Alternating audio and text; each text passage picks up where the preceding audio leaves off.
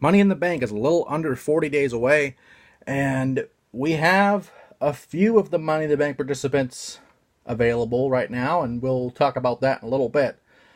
We'll talk about the only matches really on the card here. First off, let's go with the one with the least participants so far, the Women's Money in the Bank ladder match. Now, before I go on with this, I wanted to say, thankfully, we're not going to have 4 Money in the Bank ladder matches, because I was thinking, they're going to do it cross-branded now, like Raw gets their own one, and SmackDown gets their own one, and then you add 2 more for the women. Thankfully, they're not doing that. Thankfully, they're going with the old model of Money in the Bank, meaning whoever has the Money in the Bank, either if it's someone from Raw or SmackDown, it will go to that brand, and hopefully that means, hopefully that means that the winner, or the holder of the case, can cash in for either the Universal title or the WWE title. Or, for the Women's Money in the Bank ladder match, they can either, challenge for the Raw Women's Championship or the SmackDown Women's Championship. I hope that they don't just make it exclusive to that brand, because that's stupid. That's just dumb. That's what they did last year, and it was dumb. I don't know why they did it like that, but they did it. But to be fair, it was only SmackDown that had that event last year, so it makes sense to do it like that. But this is cross-branded. Every pay-per-view now is cross-branded, meaning the winner of the Money in the Bank ladder match should be able to challenge for either world title, male or female. So for the women, they could challenge for the Raw Women's. Hell, let them cash in for the NXT belt if they want to. Go for it. Let them do an NXT Women's belt if they really want to do it. Why not? Especially with 2 of these people being from NXT, one from a long time ago and one just being called up recently to the main roster. For the example, the Women's Money in the Bank ladder match. The only ones so far are Charlotte from SmackDown and Ember Moon, the newest member of Raw. Well, one of the newer members of Raw.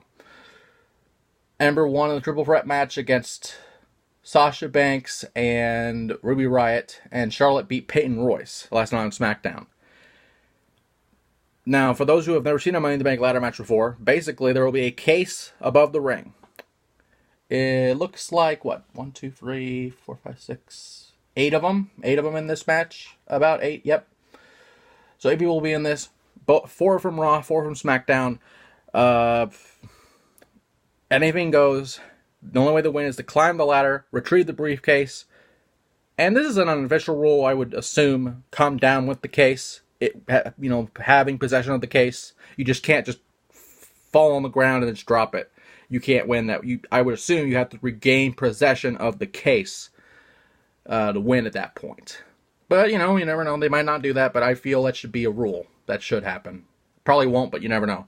I really don't know. Because at this point, we don't have that many people in there. I would pick Charlotte just because it's Charlotte. I would love Ember Moon to have it, but I would feel it would be too soon for Ember to have that. But, she's already in the main roster. Why not let her have something to work towards? And this would be something to work towards. But for right now, I'm picking Charlotte. But again, that may change because there's going to be 6 more women in this, and there's only 2 so far.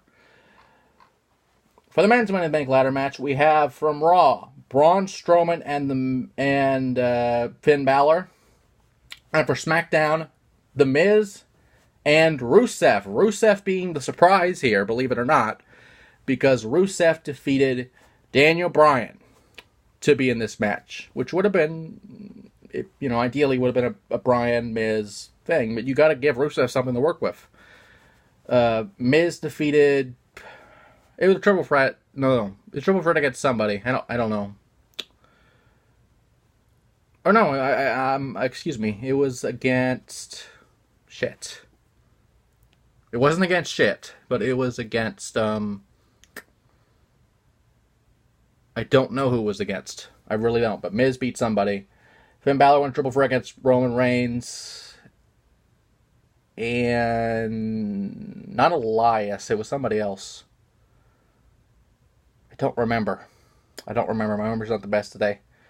But Braun defeated Kevin Owens to be in there. But again, this would have been a great spot for Bryan and Miz to have their deal. But that would have crossed each other out. They would have canceled each other out, to be honest. And neither woman would have won the briefcase there. So it makes sense for them both not to be in it yet. And plus, Bryan could, potentially ruin Miz's chances just by interfering. Because, again, there's no rules. But at this point, I don't know. I really don't. My heart says Rusev, just because Rusev deserves this. After all the shit he's gone through, it would make sense for Rusev to, the guy has his own fucking holiday every day of the year. So why not give him the briefcase? This is actually the moment where Rusev should be able to be a world champion, because he's more over than ever.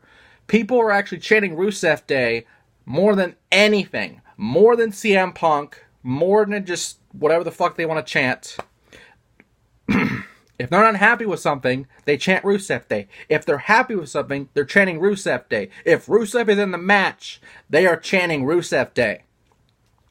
Daniel, he got a better response than Daniel Bryan. With the dueling chants, Rusev Day was louder than Daniel Bryan. That says something. Rusev should be the fucking world champion. But they will not do that because it's Rusev. And they're not because it's Rusev, but WWE doesn't. They should have done it a long time ago. But they didn't. And now they should now. But I doubt it. I really doubt it. Again, so the heart says Rusev, but the smart pick is Braun.